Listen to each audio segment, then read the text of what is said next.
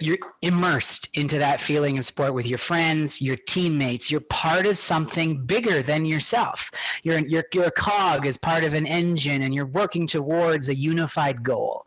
And that's an awesome feeling. And whether or not you're successful, because it shouldn't be just about performance, it's not, especially at young ages, it should be about the development and what it is we're learning and being a part of, because sport has the power to change lives. Hockey can change lives for good and for bad. And we definitely don't want to see the bad stuff. My name is Eric McLoughlin. I am currently working for the Coaches Association of Ontario. I am the Senior Lead of Events and Partner Development that oversees the training, certification, and education of all of Ontario's 150,000 plus coaches, and there are many hockey coaches in there. That's very cool, and must be interesting to engage with. Definitely. I'm also a past athlete, multi-sport athlete, hockey, swimming, curling. I still coach right now myself, so definitely got an ear to the ground and keeping an eye on it. But sport means a lot to me. Hockey means a lot, and making it inclusive, fun, and safe, top priority for me. I love it. How did Eric get into hockey? Oh man, when I was about 8 or 9, definitely I was playing baseball at the time, and I was just looking for another sport to do. My dad played hockey growing up as well, and wanting to get into the sport. And I mean, hockey is synonymous with Canadian culture, but and being able to get on the ice, my friends were playing it, and I wanted, the number one reason we all play sport, including hockey, is fun. When my friends are going, I want to play.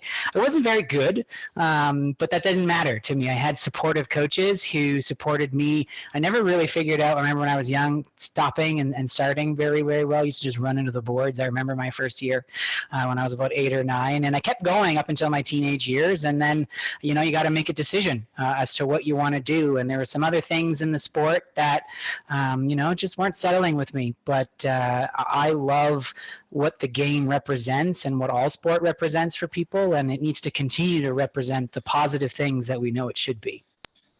What do you love about the sport? I love the fact that when you're on the ice or in a pool, in a court, wherever you are, you're immersed into that feeling of sport with your friends, your teammates. You're part of something bigger than yourself.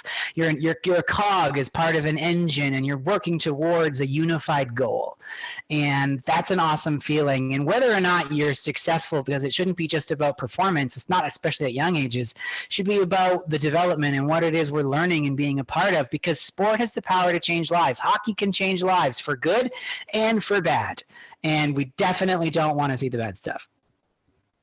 Yeah, I completely agree there. I had a queer youth come to me a couple of years ago who was really struggling. And I always go back to this story in my mind and the reason why I do a lot of the work I do. And they were cutting themselves daily and had body dysmorphia issues and a lot of struggles, a lot of things they were struggling with. And then they found weightlifting and bodybuilding. And that became their release and their outlet. And every time they start to feel down, they would go to the gym. And it became an empowerment tool for them. And they built a community there. And I always go back to that in my mind and think, we're in Canada, shouldn't that be hockey? Yes. and it's not. And you know what? It's sad because it isn't for many, many young kids, teenagers, young adolescents, even adults.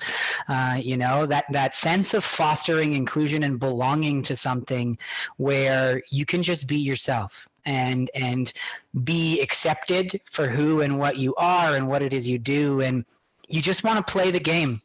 I just want to play hockey. That's it. It's as simple as that. So based off that, and based off your intersection of identities, how could hockey be better for you? And also, how could it be better for the queer community? I mean, for me as an individual, I think the culture of hockey still has to change. And what I mean by that is when you step into the dressing room, what is coming out of those leaders, the leaders' voices? What is happening on the ice? How are they interacting with me? You see a lot of times in my role is it's a top-down approach, and my way, the highway, a lot of old school, right? And that old school mentality, I put that in quotations, I'm sure you've heard that a lot. Old school is, coaching, the way that sport was run 20, 30, 40 years ago is not the same as it is today. And for me, being able to identify with the individual, get to know them, right? We all know the adage is kids don't know how much kids don't care how much you know until they know how much you care.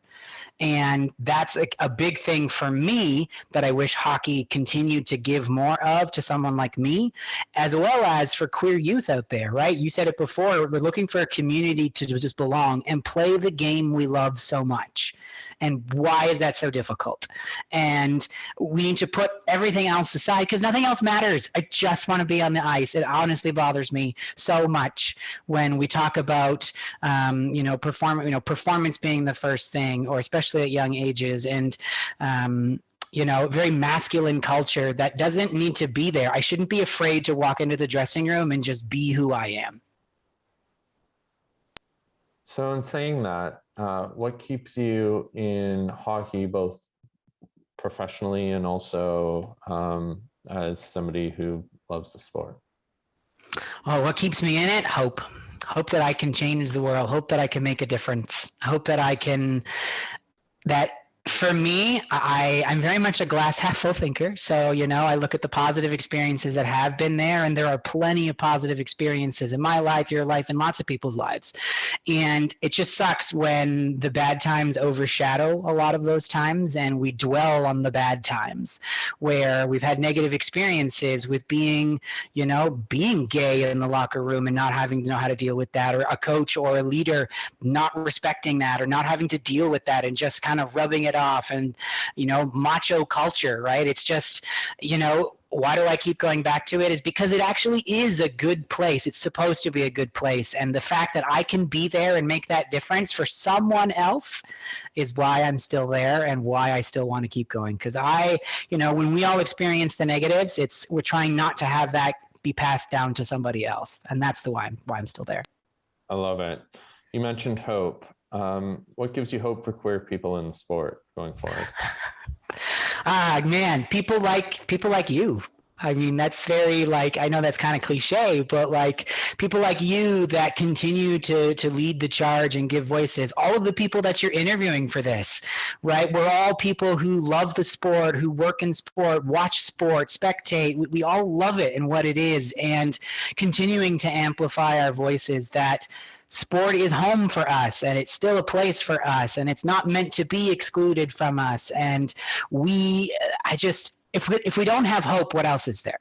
And otherwise, the worst case there is we just don't play, and I don't like that option. I love that. It's so true, and thank you for your kind words. Eric, is there anything else you'd like to add?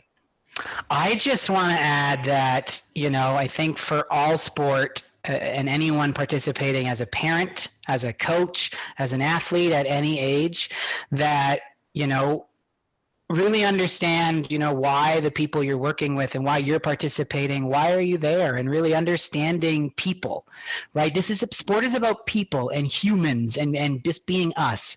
And, this is kind of cliche. So, RuPaul says that we're all born naked and the rest is drag. So, we're all the same. We're all here to play. We're all unique in our ways. And let's just embrace our differences, as we're all just there to play the game we love so much. I love that. And it's so true. I mean, I can walk into any mall in Canada or any high school, and I will tell you which kids play hockey. They're in hockey drag. Mm-hmm. And it's reality. So well said. Thank you.